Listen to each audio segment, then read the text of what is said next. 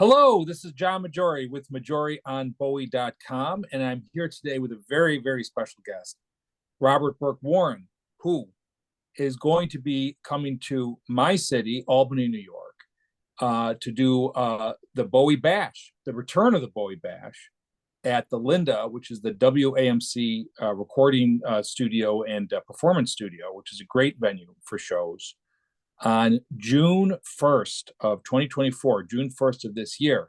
Now, if you're watching this or listening to this after June 1st, don't hang up, don't go away. This is going to be an evergreen interview. But if you're seeing this before June 1st, which I hope you are, there might still be some tickets available, and this is a show you're going to want to see for sure. So, Robert, thank you very much for joining me today. And let me ask you, the first question is, tell us about the show. What's the plan for the show? The Bowie Bash began as the Bowie Birthday Bash in 2019 in Woodstock, which is pretty much, it's close to where I live. I live in Phoenicia, New York, and Woodstock is a couple of towns over.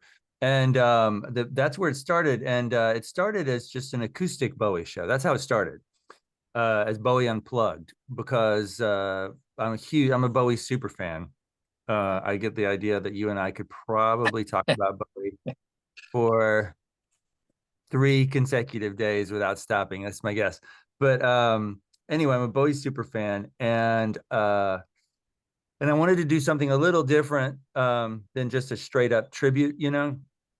And so we did that. We started as Bowie Unplugged. It was me and my friend who plays piano, Dennis, and some vocalists and a bass player and a percussionist.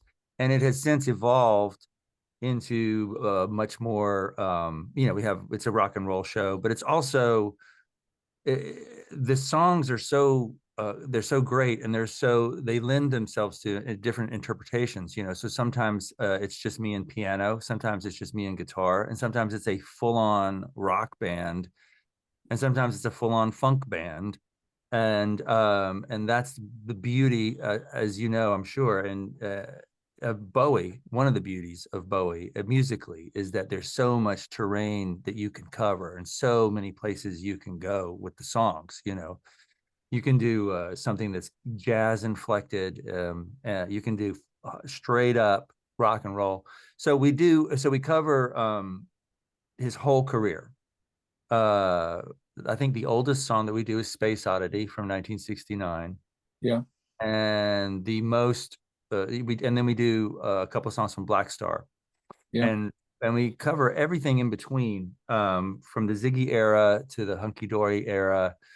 We even do one song from Let's Dance, and we do we do a song from Young Americans, and we do a song from Heroes. We cover a lot. And so there's some, we stay faithful to his arrangements on some of the stuff, and some of the stuff we branch out, as he did, actually, you know, that's one of the things that I love about him too, is that he would frequently mix it up arrangement wise. Like he would do when he was touring, the last few years he was touring, he did a totally different arrangement of Rebel Rebel, for instance, that's really great. And he would do Life on Mars with just him and his piano player. He would break it down. But yeah, he never did an unplugged show, you know, back in the 90s when that was all the rage, and so many iconic artists were doing that, whether it was REM or Nirvana. He didn't do that. He did the Storytellers series on VH1, right, where he talked a lot and told stories, and that's fantastic. But the whole thing of breaking everything down to just acoustic instruments, he never did that. So I like to do that a little bit too. And the songs fly, you know, they're great. They're great songs. And I wanted to showcase his songs. I don't dress like him. I can't afford to have my hair done like him or have my teeth done like him. So, but I'm not going to slap on a lightning bolt on your face. No, I'm not going to do that. But which is not to slight there's a couple of bands out there that do that, you know, and that's fine. I have nothing against straight up tribute bands. But it's mainly about the music and the music, because that's the thing too, John, is that it fascinates me is that so many people know who Bowie is as an icon, and then when you play his songs for like 90 minutes, one after the other, and you rove through all these different territories, you know, these different genres that he you know, absolutely, you know, mastered. Frequently, people will come up to me after the shows and they'll be like, wow, you know, I kind of forgot. I remembered him as an icon, but Right. I kind of forgot about him as a songwriter, you know, as a Yeah. songwriter, you know. You're touching on so many things I want to ask you about, and so I'm going to do this not in the order I originally intended, but let's start with what you just said. Yeah. It seems like since he died, Bowie sort of joined Marilyn Monroe and James Dean as a cultural phenomena, Yeah. and I don't know that that would have been obvious, say, 30 years ago when he was still alive. What do you think happened, or to paraphrase from Black Star, what happened on the day he died? Wow, what a year that was, right? I was just Yeah. talking to somebody, I was talking to Sarah LeDuc about that, 2016, at like Bowie, Prince, Leonard Cohen, boom, all in one year. Well, what happened? Um, well, you know, even though his estate has kept putting out material, um, yeah, I guess when people pass, same. I mean, it happened to Elvis, his birthday mate. You know, Hmm. they ascend or they become something different, and they're more. I don't know. They're more likely to be packaged when they're not around to say, you know what, you can't do that. You Yeah. can't stop, you know, begging me like that, or um, they're not around to object, and they become. And first of all, he excelled at image. You know, Right. he was so he loved that aspect of it. I mean, he threw himself into that. He was a visual artist, you know, as much as he was a musician, and there's so you can people will put his image out there and and it's even, you know, even when I did you get to go see the David Bowie is exhibit, Yes, I you saw know? it in Brooklyn and in Toronto. Oh Yeah. wow, I saw it in Brooklyn, and I did love it because I'm easy, you know, I'm a cheap date when it comes to Bowie. I did love it. I spent 4 hours there. But what fascinated me, and I think that exhibit kind of is sort of answers your question, is that exhibit was clothes. I remember there was only two musical instruments, no, three.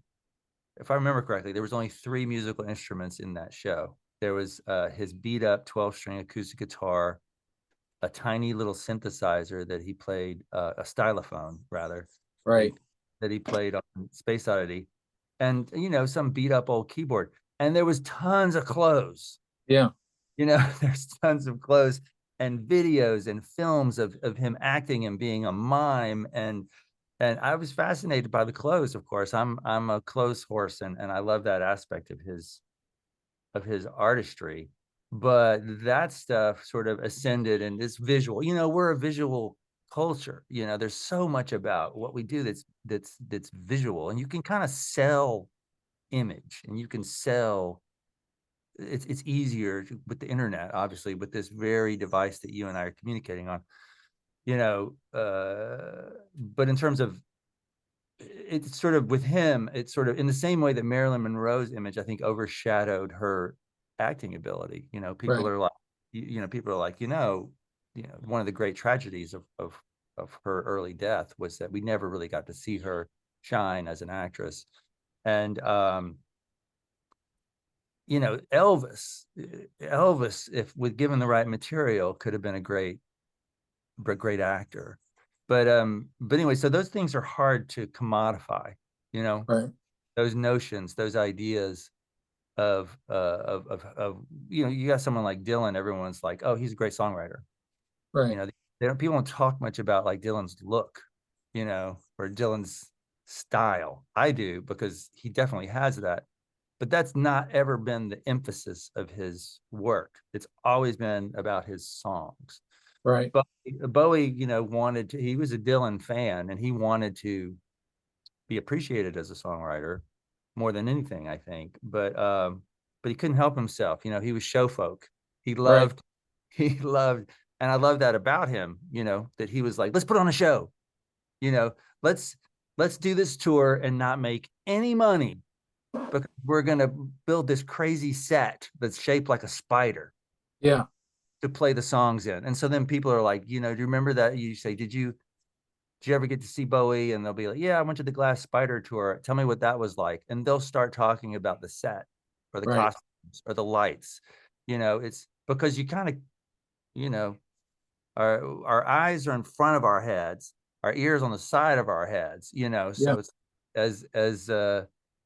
as creatures of the earth,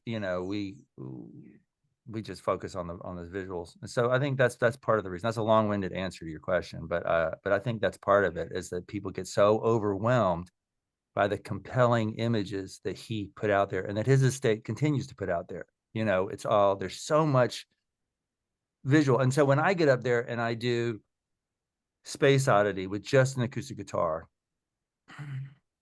people come up to me afterwards and they'll be like, wow, I forgot what a great song that was. Yeah. His songs, so many of his songs, not all of them, but so many of them, you can just get an acoustic guitar and sit around a campfire and play them. And people will be like, wow, I didn't realize that those were the words, or I didn't realize there's something. Then the song just exists as a song with no image attached to it. And So when you're looking at songs and you have hundreds to choose from, yeah, how do you decide which ones to do, and which ones, like you're talking about how you're doing Space Oddity with just an acoustic guitar, how do you decide which ones you're going to do differently than what we're used to hearing, versus the ones that you have the full band kick in and do something more similar to the way Bowie recorded it? oh, well, number one, I have to love the song, and Yeah. I don't love all his songs. So no laughing gnome. No, sorry, no laughing, no. Yeah. um, um, yeah, I mean, all the artists that I love, whether it's Bowie or Dylan or Prince or Leonard Cohen, or Joni Mitchell, I don't love everything they did. Some of their stuff I can't stand. I don't know. That's kind of harsh, but that was what they did. They just put out so much. They just created so much stuff, and they didn't care if a song was a failure, which is a crucial bit of information. They didn't care if an album was, I mean, they cared, but it didn't stop them from continuing to produce stuff. But I have to love the song myself. And like, there's some stuff from the Berlin trilogy that doesn't really lend itself to to there's no synthesizers in my band. We don't use any synthesizers, which is not, I don't have anything against them, but Dennis, my excellent piano player, didn't have a synthesizer. So Yeah. which but he plays the hell out of the piano. And so we can't really do that stuff.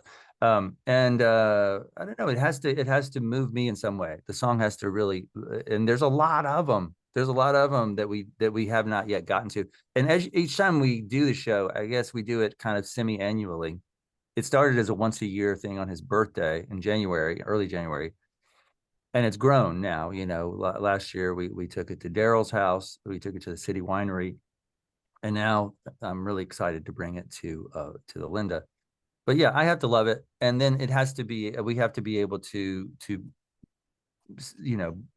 present it so that it works. Like, we do a version of Fame that is markedly different from the well, it's not markedly different. The hook and that strange, like, we do that, but we break it down. It's a little bit more Spartan, our arrangement of it, and it still works. It works great, Yeah. actually. It works really great. So it has to be able to, my band and I have to be able to do it and do it well, and not just kind of do it kind of half-assed and just hope that it flies. We have to play it and then step back from it and go, okay, that flies, that works. Yeah. So I do some stuff from Hunky Dory, which just me and Ann Osmond, my wonderful vocalist that does it with, and does the show with us. And she and Dennis, the piano player, and I do some stuff from Hunky Dory, where it's just the three of us. And then everyone will come back on stage and we'll do something from Heroes, or we'll do some Ziggy. We do a lot of stuff from the early 70s, in part like Hunky Dory, Ziggy, Man Who Sold the World. Those songs Bowie wrote for a rock band, Right. So we So do you that. mentioned you also are doing some songs from Black Star, and I think a lot of Bowie shows really zero in on the 70s exclusively, or maybe into the early 80s. Yeah. Why do you think that is? And do you think that that's evolving now that somebody who's new to Bowie, all of the albums, all the songs exist at the same time? Yeah. So if you just are getting into Bowie, you're learning about Space Oddity at the same time you're learning about Black Star. Yeah. Yeah, Well, that's a really good point, because I'm a teacher. That's how I make most of my living, is teaching, mostly kids, but some adults, guitar and bass. And I'm always very eager to introduce them to Bowie stuff. And you're right, it does exist for them. It's kind of strange for someone like me, and I'm guessing for you, to imagine that. But but it's true. It's kind of the Beatles the same way. Although the Beatles is only what 6 years of music, and right. Bowie is like 30 years of music, at least, maybe 40. But anyway, the the Black Star stuff is the stuff that people are the least familiar with, and I just can't say enough about that album. That album is Hunky Dory was my favorite album before that, and it's still kind of toggling between Hunky Dory and Black Star. But there's something about Black Star, his self-written Requiem.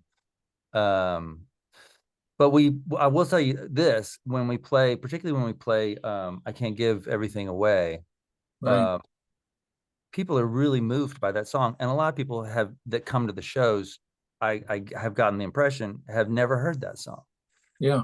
And the lyrics are very indirect. They're kind of elliptical, as he could be frequently. But there's something about that song that people really are moved. They're very, very emotionally moved by that song. I mean, I usually introduce it. I'll say this was the last song on the last album that Bowie released in his lifetime.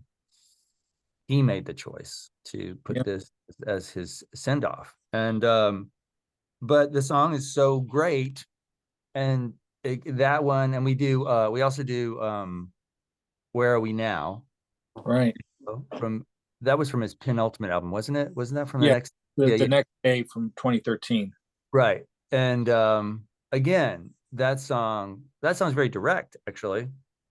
They're not very elliptical. It's very clear what that song's about, I think. And that was a hit of sorts, but not an iconic like Ziggy Stardust or Fame or Young Americans or anything like that. Still, the audiences really respond to that one too. I think people Yeah. walk away from the Bowie Bash. There's fans that sort of get they get their shot of the Bowie that they love. But one of the great pleasures of doing it is introducing people to Bowie that they don't know. And some people wonder why we're playing that Nirvana song. Yeah. They're like, why did you guys play that Nirvana song? I'm like, I, you I know, I I do this feature on my blog where every Monday I highlight a cover that's been posted on YouTube over the past week, and I often see the Man Who Sold the World described as a Nirvana cover. right. I'm like, curse you. Hey, have you heard the Wood Brothers cover of I Can't Give Everything Away? No, I have not. Yeah, Yeah. you should look that up. It's really good. It's really good. Wood. Yeah. The Wood Brothers. Yeah, they did. I can't remember. It's relatively recent, and it's really broken down to just. I mean, like for instance, that's a song that we made our own arrangement of because that album is so the production on that is just so strange and distinctive, and there's a lot of technology and a lot of those arrangements on that album. Yeah. There's incredible playing by those young jazz guys that he went sought out in New York. I don't know what that music is really. It's like hard to, it's like it is one of those albums where it's just like I don't know what this is. You know, Right. it's not rock and roll, it's not jazz, it's not pop. I don't know what it is. It's Bowie music, And but at the core of that, the songs, again, if you break it down to just the core of the song, the chords, the melody, the way the thing flows, it works. It really works beautifully. Even with those elliptical, strange lyrics. I know something's very wrong. The pulse returns, the prodigal son, black-eyed hearts with flowered news and skull designs upon my shoes. What the hell does that mean? Yeah. I don't know. I don't know what that means. Do you, But do you think he sometimes put in deliberately oblique lyrics to invite you to bring your own interpretation to the songs? yes, I think he did that. That is a grand tradition, uh that's a grand tradition of many songs, and I love. And the weird thing is that it's like an incantation, like you would Yeah. imagine like a sorcerer, or like all that stuff in like Harry Potter, and like where they have to say these words that don't make any sense, by themselves, but you have to say them, and when you say them, magic happens. Yeah. But you have to say them right.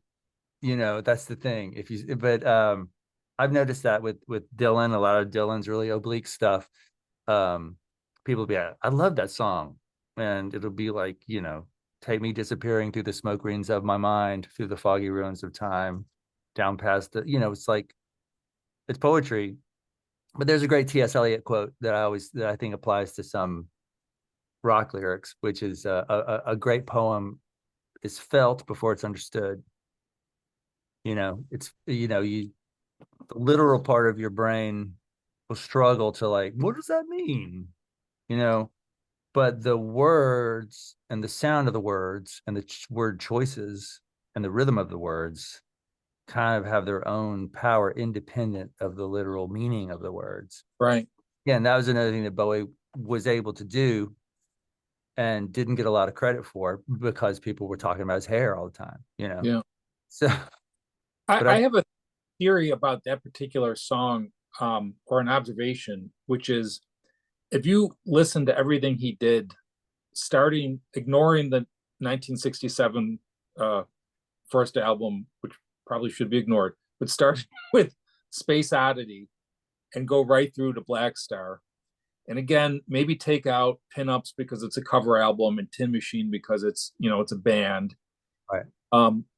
There's a kind of a continuity where Bowie types sort of telegraphs what's coming next, and he often references what he did before. But Space Oddity begins with a slow fade in, and I Can't Give Everything Away ends with a slow fade out. Wow. And yeah, Yeah, that's a good point. Yeah, that's it. I never thought about that, but I think you're onto something, John. I mean, that Space Oddity begins with the guy. I was just I was just brushing off the songs this morning, actually, and it begins with a guy who's alone. It's kind of set the template for everything to come. yeah, And Sarah Leduc was out on AMC was asking me, personally, like try and encapsulate, what he means to me. But I think he began with this song about a guy who's alone and reaching out to try and connect across this vast distance.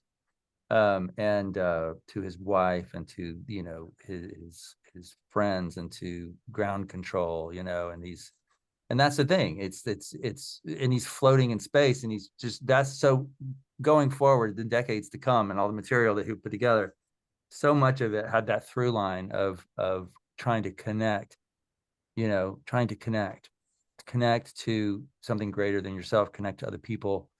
So to not feel so alone, you know, we're all, as humans, that's just the human condition, is like we live in our own little 3-pound universe in our Yeah. head, you know, and it's like everything's about us. And there's intuitive sense, I think everybody realizes, and people are drawn to religion and politics and all these things, these tribal things. But there is this intuitive sense of that's not real, you know, it's not Yeah. real. That's not objective reality. Objective reality is, you know, ask a physicist who's an atheist, and he'll say, well, yes, technically we are all connected. So, you know, how do you access that? You and I can talk about that like we're talking about it, but how do you feel that viscerally in your bones? How do you feel that in your heart, that you're not alone? How do you Right. do the way you do that is through art. And the way I do that is through art. You know, and the way people who are, they have other means of doing it, you know, but for me, nothing beats a great song, especially played live in a room, you know, with other people. And there's people that they don't really articulate that, but that is when you're in a room and a song, and Bowie's songs are great vehicles to do that, to connect you to yourself, to that part of yourself, but also simultaneously to connect to everybody else. And then and when it works, if you do the work and you learn the song and you learn your part and you hit your mark, when it works, the sparks kind of fly and everyone feels connected. And that's the joyous feeling of a live music event, or a great theater, or a great film, or great storytelling. You know, it's that. But Bowie is his material for me resonates for me. You know, there's other artists that resonate, their work resonates for me, and other songs that have that incantatory kind of power. But for me, Bowie's Oh, the best. yeah. There's also a commonality in that um, millions of people have seen or heard Bowie or Bowie's songs over a span of an enormous gulf of time. And it's like, you know, Abraham Lincoln and I don't have a whole lot of shared life experiences, but we both heard Mozart, right? That's a good And point. Of course. yeah, Yeah. so Yes. Yeah. That's and handy. are Bowie songs entering that realm where they're when you do a show, it's less you're doing a cover show and you're more doing, no one says the Philharmonic is doing a Mozart cover show, right? So Yeah, that's a good point. I hope you're right. Yeah, it's yeah, interesting. It is interesting to me, again, as a teacher and spending a lot of time around young folks, you know, young people. I love that work. I love doing that. And I've been doing that for a while, especially in the last 5 years, coincidentally, or maybe not, concurrently with doing this show. I also do a Leonard Cohen show. In the past, I've done a Johnny Cash show. Um, but I hope you're right. Yeah, where it's just like where his songs will I think Dylan's songs are getting there, but where it becomes more about the song. I mean, that's kind of the mission that I have. It's like, you know, this is what we do, is really about the songs. You know, it's not really so much about his image. Um uh but it is about his work, his songs. And I hope you're right. Yeah, the where we're doing an evening of David Bowie. I mean, people do ask me, they're like, what are you gonna wear? And we do dress up because we're show folk. Me, my band, and I we're show folk, so we like to dress up, but we don't dress up like the spiders from Mars. Like, right. it's too expensive. We don't wear make. I don't wear makeup. Uh, I think the gals, I think Nancy Howell, who sings a couple of songs, she does Jean Genie, and she's also one of our vocalists. We all dress up because we like to dress up, but we don't dress up like, Yeah. I certainly am not going to put a lightning bolt on my face or dye my hair or anything like that. But I don't feel like I have to, Yeah. And but yeah, you're right. I mean, the songs themselves, they're just great songs. Mm. Just at the end of the day, that's really, if it's a great song, it has that power. And if it's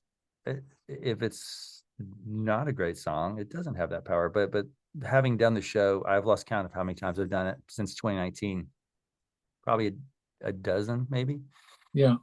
But also, I'll pull out my guitar and play Bowie songs in my house. I'll play Bowie songs literally around the campfire, and I have done that, and people sing along. That's another thing too, is people really, they start to sing along. They, without being prompted, they will start to sing along, Yeah. um, and kind of lose their minds. And young people come to the show too. It's not just middle-aged folks like me. But I'm always really pleased to see, and kind of surprised to see, like, this, 20 somethings there who love Bowie, Yeah. they love him. They love his work. A lot of times people don't realize that they love his work as much as they do until they hear it. Like, I'm guessing you, like me, have like a brain radio that's like constantly playing songs. Right. And I don't know. I was well into adulthood before I realized that not everybody has that. Oh, Not I still didn't realize that until you just said it right now. Yeah, I mean, not to be presumptuous about what's going on in other people's brains. God, that way lies madness. But yeah, I'm pretty sure that the song, like, there's constantly, it's, the things that kind of, in my little 3-pound universe in my skull, the things that are playing there constantly, pretty constantly. Sometimes it's not so great. Yeah. sometimes, sometimes but anyway, most people, they don't until you play the Bowie songs for them, it'll hit them, and they'll be like, wow. And I've heard that they'll say frequently, they'll say, wow, I've heard that song on the radio, on my phone, or on my LP collection from back in the day. I've heard that song so many times, but this is the first time I ever really heard it, because, like I said, we break it down and it becomes, we break a lot of them down. But also, when you present it to someone and right in front of them, they'll be like, boom, whoa, I forgot. Like, I forgot. It's like if you watch a movie multiple times, you'll see things that you didn't see before. There's a Right. lot there. And I was telling Sarah this about one of the things that I love about Bowie, because I think Bowie was on the radio when I was a kid, and I don't really know, but I can only guess. I think the first Bowie song that I probably heard was probably Fame, because that was such a crossover hit for him. And I grew up in Atlanta, and I listened to the radio all the time. Yeah. And I hadn't seen him on the Midnight Special. I hadn't seen him on Soul Train, or I don't think he did the Midnight Special. Maybe he did. But Midnight Special showed segments from the 1980 floor show, which he didn't do specifically for the Midnight Special, but yeah. that's how Americans would have seen that.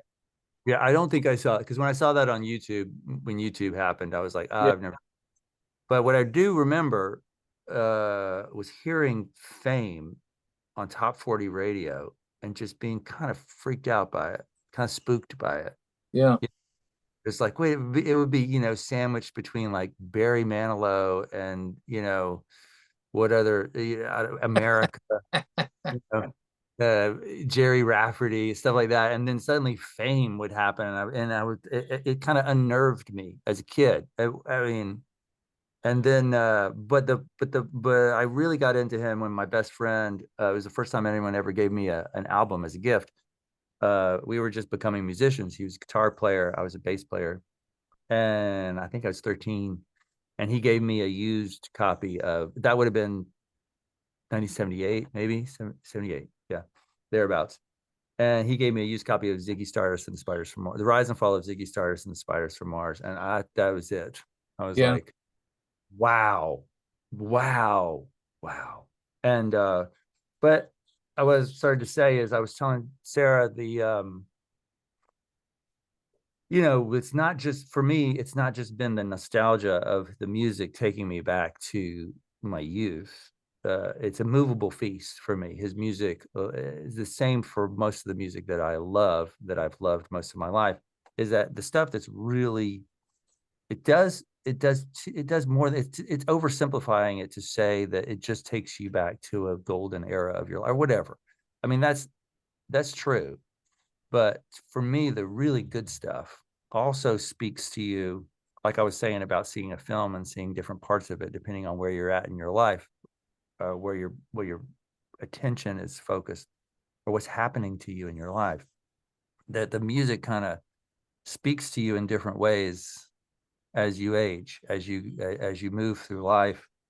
Uh, Different aspects of the song, like suddenly you'll hear the lyrics and they'll resonate in a way they didn't resonate before, or something that was once elliptical will be very direct, and you'll be like, oh wow, I mean, so much, needless to say, so much has changed since I was 13, and yet the music still kind of is enriching to my day-to-day experience. It does touch on, I but at the same time there's aspects of it that are like 5 years, for example, just to bring 5 years, this apocalyptic song, which I loved because it has all these crazy images in it. It was cold and it rained, so I felt like an actor, which is Yeah. funny. Yeah, that's another thing, is like people don't realize how funny Bowie could be. He had a great sense of humor. And I've talked to Galen Dorsey and Zach Alford, who played in his band, and they're reluctant to talk about him to me, except to say how wonderful and funny he was. Yeah. How obviously great it was to work for him. But anyway, it was cold and it rained, and I felt like an actor, and I thought of Ma, and I wanted to get back there. That whole thing of this guy just learning that in 5 years the apocalypse is happening. Needless to say, someone listening to that when I was 13 years old, it's like, yeah, wow, that's really cool. And listening to that when I'm 59 years old, and everything being what it is in our world, it has a different resonance for me. Right. Man, rock and roll suicide too, all that stuff, all of his stuff, Young Americans, like, I only just recently realized that he wrote Young Americans. He was trying to write a Bruce Springsteen song, and anyway, so you know what I'm saying, though. It's like it's not just the good stuff is not just nostalgia. Right. Like, if I hear like Fox on the Run by The Sweet, that's mostly nostalgia for me. That's not going to Yeah. rest. I love that song, but there's not anything about Fox on the Run. I don't want to know your name because you don't look the same the way you did before. That's not really resonating for me in a new way as a middle-aged man, as it did when I heard it, when I thought it was the greatest song in the world, when I was, whatever, how old, 12 or whatever. But you know what I'm saying? It's like his stuff really, as all good art, you look at a painting one day when you're getting ready to graduate from college, and then you go and you live your life and you get married and you get divorced and you have kids and you lose friends and you experience grief, and you come back, let's say 20 years later, to that same museum, that same painting, and you look at it, it is not going to hit you the same way. You're saying this, I'm thinking of this is the 50th anniversary of Diamond Dogs, and Diamond Dogs, the whole album seems to be about today, Right. right? Yeah. He Yes, didn't have a crystal ball, but it has he did. right I don't today. know. Yeah, I mean, yeah, that's a very good point. Yes, Diamond Dogs. Gosh, yes, what a crazy album that is, Um, but yeah, again, the humor is always there. But yes, you're right. And he's also rebel, rebel, you've torn your dress. Rebel, rebel, your face is a mess. But not sure if you're a boy or a girl. That's pretty Yeah. resonant right now. Yeah. Right. Right. You So know, actually, that leads me to my one non-Bowie question, which is a Bowie question. I recently wrote something where I was giving examples of songs that I thought were the opposite of the types of songs Bowie would do. yeah, And one of the examples I gave was a Johnny Cash song. And you said that you do a Johnny Cash show. I know you also edited a book of interviews with Johnny Cash, and you might be able to guess the one that I picked, but a boy named Sue, yeah, yeah, where Johnny Cash uses confusion about gender to a very very different effect, yeah. and the character's father names him Sue in order so that he'd grow up to be tough and violent. And I can't help not just contrast it against Lady Stardust and Queen Bitch, but also Kooks, where Bowie is singing to his son, don't pick fights with the bullies or the cads because I'm not much cop at punching other people's dads. And he named his son Zoe. Yeah, yeah, yeah, yeah. Well, as far as Shel Silverstein wrote that Johnny Cash song. That's Oh, a I did Shel. not know that. Yeah, yeah, he wrote that. He wrote Shel Silverstein. What a fascinating dude. You know, he wrote that. He wrote Cover the Rolling Stone for Dr. Hook and the Medicine Show. He wrote a lot of songs that were huge hits um in the 70s. And Sylvia's Mother, he wrote that for Dr. Hook and the Medicine Show. He wrote The Ballad of Lucy Jordan for Marianne Faithfull. But anyway, yeah, he wrote that song. It is based on I can't remember the story behind that song, but Shel Silverstein. I love that song. I tell you something about that song too, beyond the content of it, the lyrical sort of content, the story that it tells. That song, I play that song for children, and I've gotten in trouble because it's got violence and alcohol, and someone gets their ear cut off, and there's a gun, and so it's like, so there's been some parents that are like, I don't think my kid is ready for you know what? No disrespect, but your kid's ready for this song. but yeah, what I was gonna say though is that song was a novelty song. Johnny Cash loved novelty songs. He did a whole album of novelty songs. He was friends with Shel Silverstein. I think Shel Silverstein lived in Nashville. And in the early 70s, late 60s, early 70s, when that song came out. But the song as a piece of poetry, Shel Silverstein had written these incredible kids books, which are still in print, Right. That's how I know him. And yeah, I think he's most famous as a children's book author because, like I said, his books are still, you can still buy a hardcover copy, new hardcover copy, I think, Yeah. of Where the Sidewalk Ends or The Missing Piece or The Giving Tree or whatever. But anyway, that song is partly works because the words are so great. They're so technically tight. Like my daddy left home when I was 3, didn't leave much for Ma and me, just this old guitar and an empty bottle of booze. So like the first 2 lines rhyme with each other. My dad left home when I was 3, didn't leave much for Ma and me. Then there's get the third line, just this old guitar and empty bottle of booze. And so then you have line 4 and 5.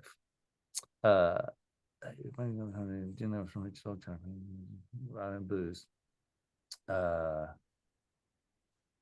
But then the fourth and the fifth line rhymes, and then the sixth line rhymes with the third line. It's like, but the meanest thing that my daddy did, I don't blame him because he run and hid. That's line 4. But the meanest thing that my daddy did, that's line 5, was before he left, he went and named me Sue, which rhymes with line 3. And Right. now that the way that's set up, the rhythm of those words and the sound of those words, the whole song is like that. There's no chorus. Every single verse follows those rules as the rhyme scheme of those rules. And the words scan like, he must have thought it was quite a joke, and it got a lot of laughs from a lot of folks. Seemed I had to fight my whole life through. Some gal would giggle and I'd turn red. Some guy would laugh and I'd bust his head. I tell you, life ain't easy for a boy named Sue. So you've got this incantatory kind of rhythm and even small children who don't really grasp the meaning of what I'm saying. They don't know what these words necessarily mean literally, but they like the sound of it. Yeah. And even today in 2024, these little kids who have their freaking iPads and their parents who have to work way, way too hard to pay the bills. And, they're very different childhoods than you and I had. I'll play that song for them and they'll be like, play that song again. The Sue song. If they're really little, like preschoolers, they don't even pick up on the gender aspects of the song. Very small children hear this song and they just say, "Could play that song again." And the gender stuff is kind of lost on them. They don't understand why it's bad that a boy's named Sue, which is good and sweet. Today, it probably wouldn't be that big of a deal. It's definitely not. Yeah. The names of the kids that I play music for, and I teach, small children too. A lot of really great rock and roll names. But anyway, but the point though is that the song the rhyme scheme of the song and the sound of the euphonious sound of the words captivates them. Yeah. And that's the power of a really well-written song.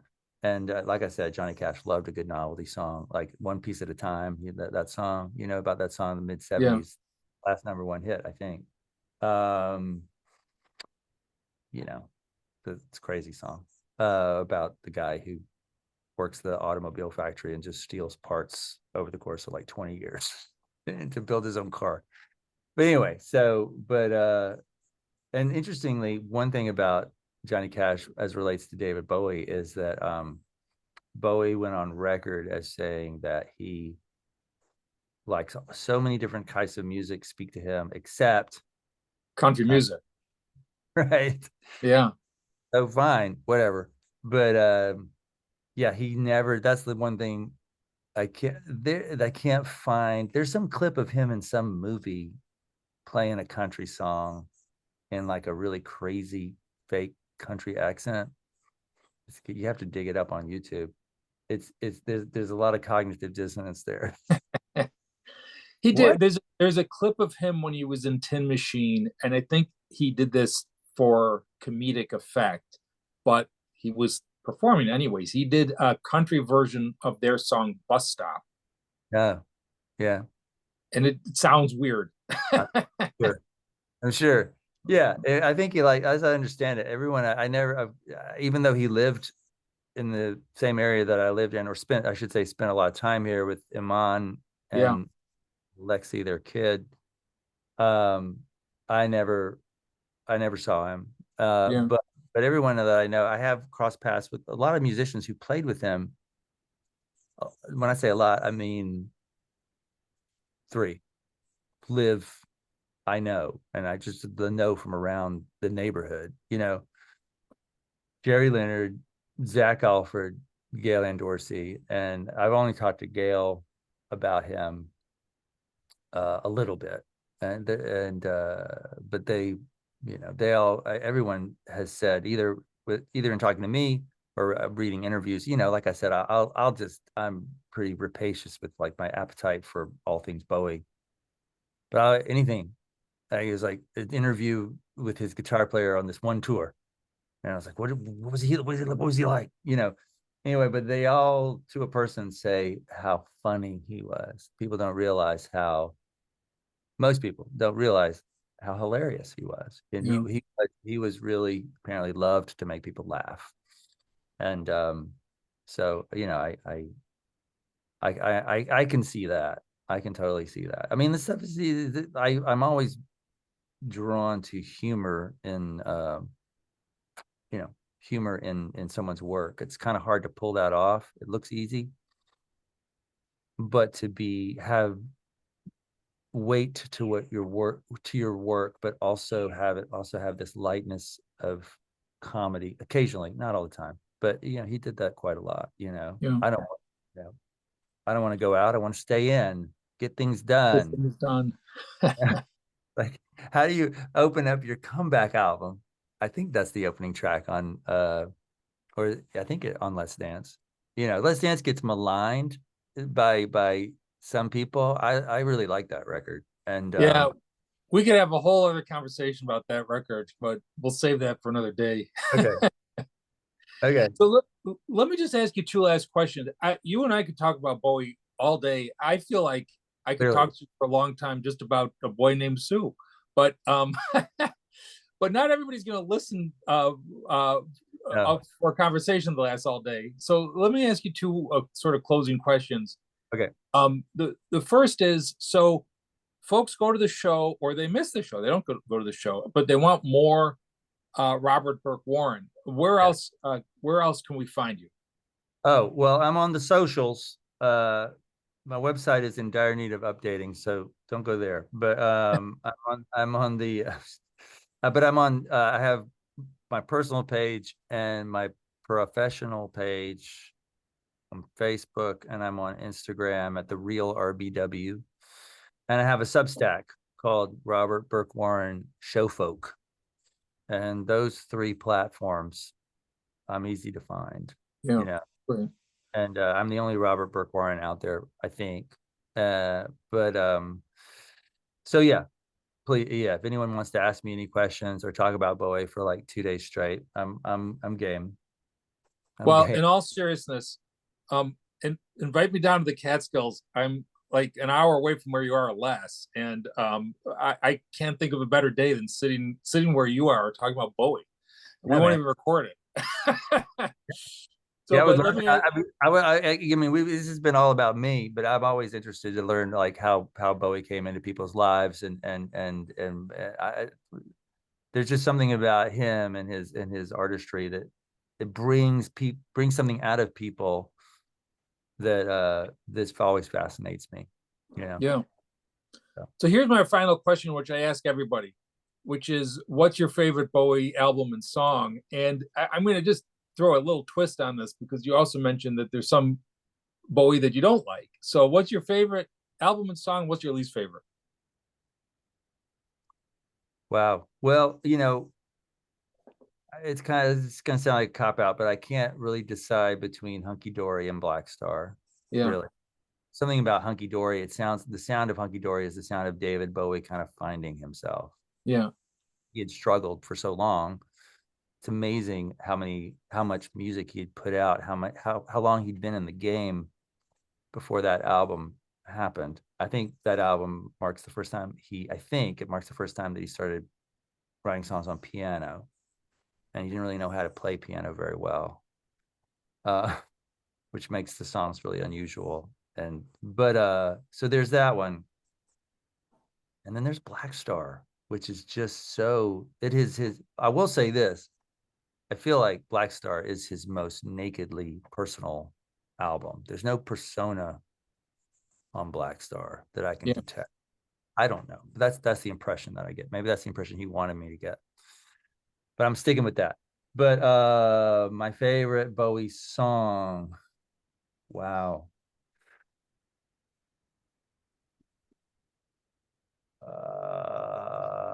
Okay, I'm getting there. And my favorite Bowie song. Oh man. No,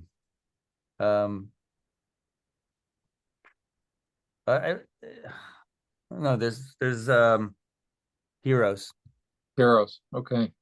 Heroes. And we just added Heroes to the set last year, and I was really reluctant to do that because, again, to pull that song off live, you can't recreate. I don't know how tribute bands do it, but you can't really. It's really impossible to recreate the sound of that song live, because on record on the album, the recorded version of it, which we have Tony Visconti to thank for, who I have met, and great guy. And by the way, as a Bowie fan, just a quick aside here, John, if you've not read Tony Visconti's memoir, it's called Bowie, Bolin, and the Brooklyn Boy. I have not read it. It's definitely worth it. And of course, there's a lot of Bowie in there, but there's a lot of other stuff in there. It's pretty fascinating stuff. But it's a good book. But I'm going to say Heroes. Again, there's something, and it also walks that line. That's one song that walks the line between being elliptical and direct. Yeah. I wish I could swim like dolphins can swim. What? Why? What? That? But also at the end of the song, he's like, nothing will help us. Maybe we're lying, but you better not say we could be heroes just for one day. I mean, that's pretty direct, you know. Yeah.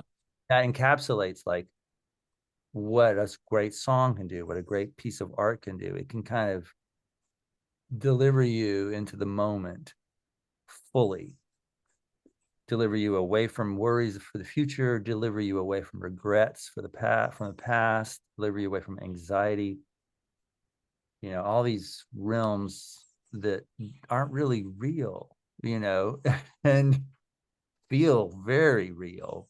But that song, I feel like, encapsulates like bring you here just for one day, or actually, if it's a song, maybe just for the song, Yeah. you know, maybe just for the song. If you're lucky, maybe just for the album. The album can transport you to where, to now.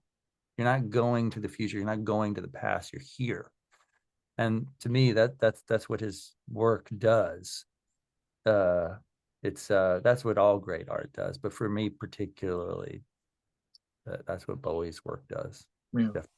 Yeah, and I just, you know, I still grieve. You know, just talking about him, sometimes there's an element of sadness that I just have got to, never going to go away. Right. Grieving a friend, you know, I didn't know the dude. If I'd seen him, my wife saw him in a deli in the Cub Market, which is like a deli in Bearsville next to Woodstock. But she did not approach. And if I had seen him, unless I'd been introduced to him, because everyone I know that did meet him, like in the grocery store or at his daughter's summer camp or wherever, to a person, everyone says he could not have been nicer and cooler and down to earth. And you wouldn't even know it was him until you looked at his face and talked to him. But anyway, I probably would have done what my wife did, which is just stand back and not approach. Do not approach. I probably would have done it. I don't know. Maybe not. Who knows? If I had had too much coffee, I might well have approached him and gone all Chris Farley on him, you know. Remember when you made remember when you made that album Ziggy Started Us? Remember that? That was awesome. I probably would have done that. Yeah, that's probably what I would have done. Yeah. best to just like let it be. But anyway.